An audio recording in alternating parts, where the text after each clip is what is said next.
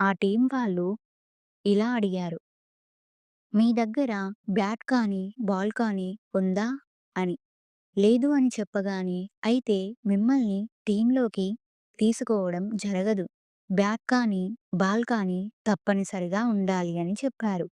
అది విన్న అభి, కుమార్ ఆలోచించడం మొదలుపెట్టారు.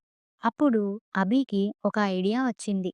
నా దగ్గర తాతయ్య, నాన్నమ్మ, అమ్మ అప్పుడప్పుడు ఇచ్చిన డబ్బులు కిడ్డీ బ్యాంక్‌లో దాచుకున్నాను. అవి నేను తీసుకువస్తాను. దానితో కొనుక్కుందాం అని అనుకున్నాడు. అలానే వెళ్లి తన కిడ్డీ బ్యాంక్‌లో ఉన్న డబ్బును తెచ్చుకున్నాడు. కుమార్ కూడా ఇలా అన్నాడు. నేను అమ్మను అడిగి కొంచెం డబ్బు తెస్తాను అని. ఇద్దరూ డబ్బు తెచ్చుకొని స్టేషనరీ షాప్‌కు వెళ్లారు.